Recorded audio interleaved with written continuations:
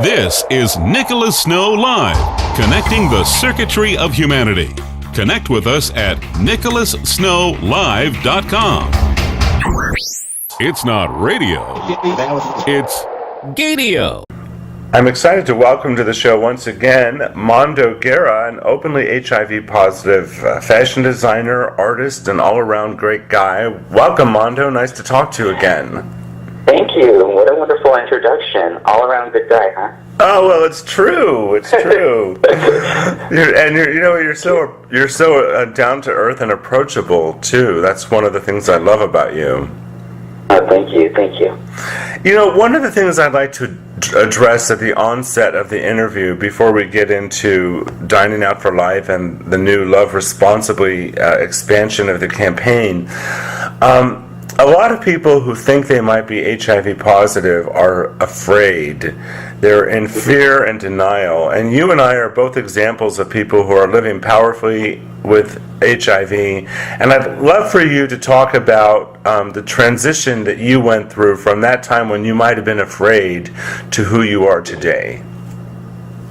Well, I revealed my HIV positive status on a national television program about 5 years ago now. And I was in denial, like you said. I wasn't allowing myself to really take responsibility, not only for myself, personally, but also in my healthy life. So it was very scary, and I knew that I was losing a lot of time, losing a lot of support, and I wasn't, accepting new friendships, so to speak. So I just was very closed off, and I wasn't doing my best work as a creative person. It really affected my work. And finally, when I revealed it, I was just overwhelmed by the support from not only the HIV community, but the community at large. And it really inspired me to, really become an advocate for HIV education and awareness. And, that has really taught me a lot about myself. I am in a very happy place. These relationships that I should have been able to trust are very on the surface now for me. My family dynamic is completely new and completely exciting. And I have a lot of love in my life. Beyond that, I have a lot more love for myself, and I think that's the most important, because when I was diagnosed, of course, I felt very damaged. I felt like I was ashamed. I was very had a lot of regret, a lot of resentment, and all these negative things really continued to eat at me for 10 years before I spoke up about my status.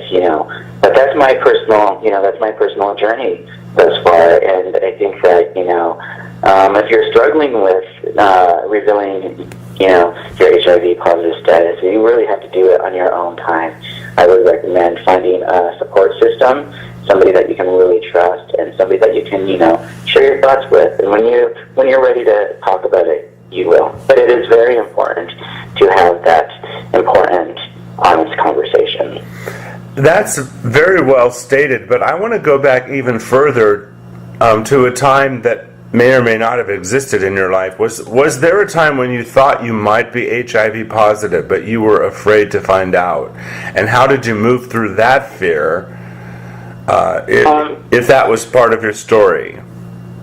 Right, I ignored it. I really ignored it. I knew that, I was 19, 20 years old, living in New York City by myself, really kind of living my own personal dream and not making very healthy choices. And I knew that there could be a chance that I, could have been HIV positive, but I wasn't seeking out the attention. I wasn't even going to get tested, and it was very irresponsible. I mean, at that time in my life, I felt very invincible, and I think that, that's a lot of it, especially with younger people. They feel like they will never be infected, but they could never be infected. But the thing about it is that this disease, like any other disease, does not discriminate. And so it's really important to, really take care of yourself, get tested, and know your status.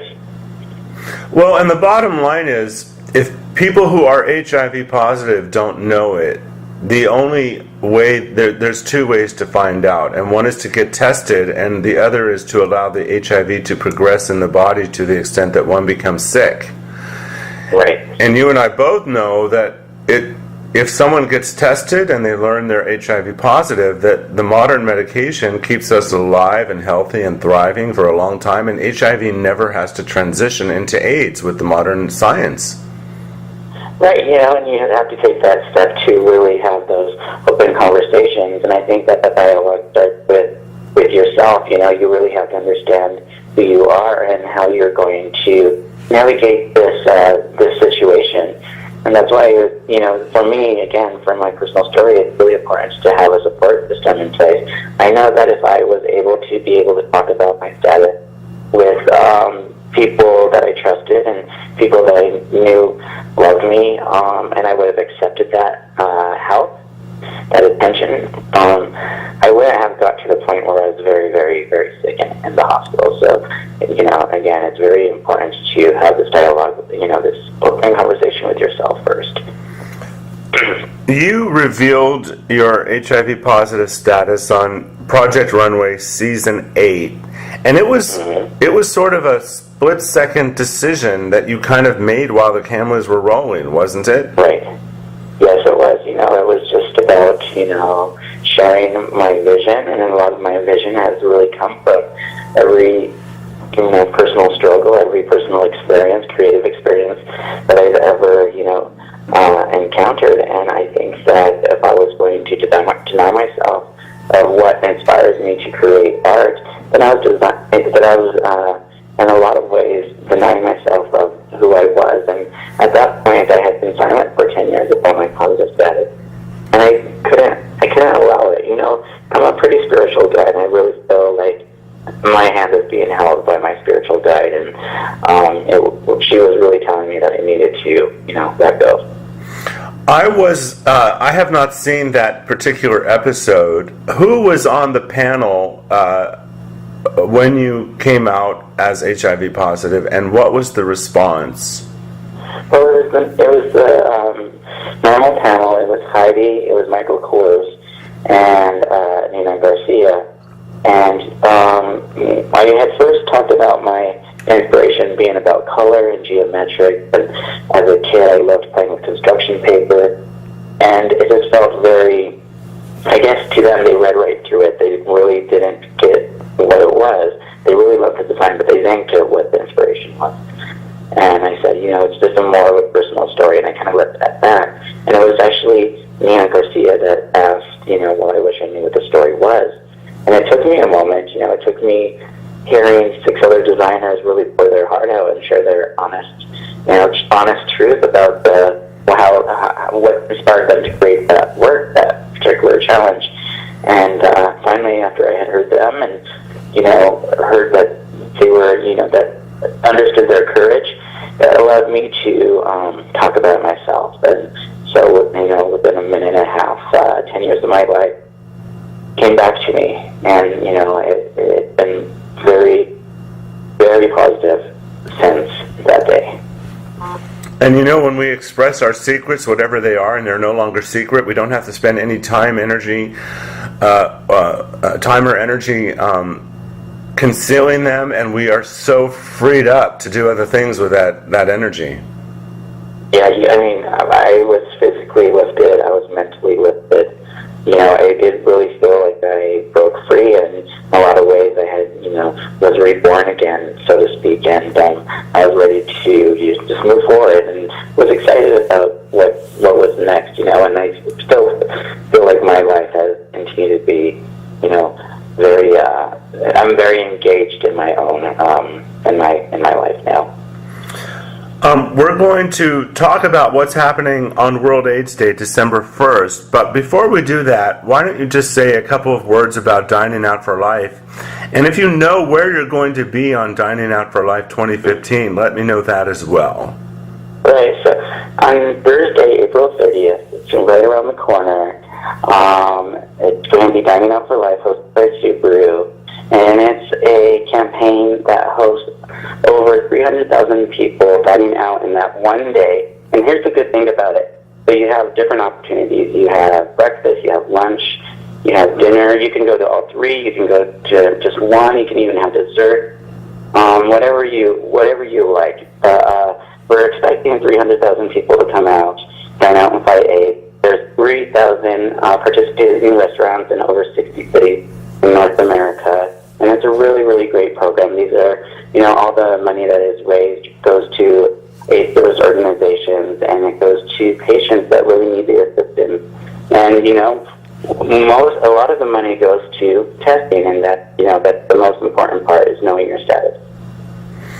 And I'm based here in Palm Springs, California, even though my audience is worldwide. And Dining Out for Life is huge here in the desert. And you've actually been here to Desert AIDS Project to help to visit the property and to learn about what we're doing. And you've been able to travel a lot in your ambassadorship for Dining Out for Life. What does it mean to you to come and connect to communities like mine? Well, I think within any community, especially communities that are affected by HIV, it's really important to, be honest and have conversations. One of the best parts of traveling and meeting new people is hearing their story, how they are affected by HIV. These are stories that we need to share to understand understand each other. And I really feel like these stories, and if we're willing and open to talk about them, share them, it really is the first step to battling a lot of the stigma and a lot of the misunderstanding associated with HIV. So on World AIDS Day 2015, that's December 1st, Subaru of America, in collaboration with yourself, are revealing a one-of-a-kind wrapped 2015 legacy as part of its Love Responsibly campaign to commemorate the manufacturer's 20th year of support in the fight against HIV/AIDS. And you're going to be in Miami for that, right? Well, that was actually last year. We did that December 1st. This past year in Art Basel, which was really a wonderful event because I've never been to Art Basel. I've always heard of it. Being an artist, I've always wanted to go. But beyond that, our event with Subaru and the reveal of the car was just amazing. To look back and think about all the opportunities that have been presented to me, it's been incredible. And to think that I had, a little small role on a reality show and sharing my story would change my life in so many ways. And I think the thing that I'm most blessed for personally is that I'm able to have this crossover within my creative work and also the advocacy. So a lot of, the work that I'm doing as a creative is really paying it forward and sharing my story, being HIV positive. So it's really amazing that I'm able to, be this person. Did you ever think that your designs would adorn cars? No, that was really amazing. It was it's a difficult process because I'm very particular, and cars are very, very curvy. And I was trying to figure out placement of different patterns and designs and artwork. It was fun though because it was something that I hadn't done for a while. So I was doing two-dimensional work. I was working with my patterns, my prints, and also with some freehand. And it was very interesting. I mean, it came out really, really great. I think that it is definitely a showpiece. And when you see it on the street, it really comes across as a conversation piece, as they say. Finally, I'd like to just ask you about your current level of success and what your strategies are. You worked closely on the show with people like Michael Kors, who's an incredibly wealthy, successful designer, and I'm wondering what are your key business partnerships, and how are you building your brand and moving ahead, and what is What can you say publicly about what you're doing? Yeah, I'm working again with State Eyewear on eyewear collection. My sophomore collection, which is inspired by people that I love, including my mentor, my parents, my family, my boyfriend. It came out in the beginning of March. I'm currently on tour, different dates across the nation, meeting the customer, which is, again, really, really wonderful. My second collection for Crocs came out at the beginning of March. That's also available on Crocs.com. And then, in my personal work, I just launched my new website at the beginning of February, MondoGuerra.com. But, this summer, I need to take some time for myself. And I'm not going to put anything out new just yet, just because I feel like I need to spend time in my space. When I talk about time in my space, I talk about my time in my space health-wise, mentally, and also physically. I don't have as much studio time as I wish I did, and that can kind of, be very uninspiring because I need to be in there. But I promise that I am still working. I am still, coming up with some ideas. I'm just looking forward to all the projects that are on the table right now. Well, it's great that you're following those instincts to pull back a little and take care of yourself. And I thank you for the amount of yourself that you do share with the world. My listeners can go to diningoutforlife.com and mondoguerra.com for more. Would you like to conclude our interview with any statement about anything? Yeah, I always say this at the end of any conversation. If you're listening to this and you haven't got tested, go out there and get tested. Know your status. Have a conversation with somebody that you trust. Also, if there's somebody in your life that you feel doesn't access information about HIV, send them to a site where they can educate themselves. I think education is very important, especially on this topic. Well, I want to thank you for taking the time to be on the show today, and I look forward to the next time our paths cross in person. And I think you're fabulous. Thank you so much. Thank you. You have a wonderful day. All right. Bye-bye. Bye-bye. This is Nicholas Snow Live, connecting the circuitry of humanity. Connect with us at nicholassnowlive.com.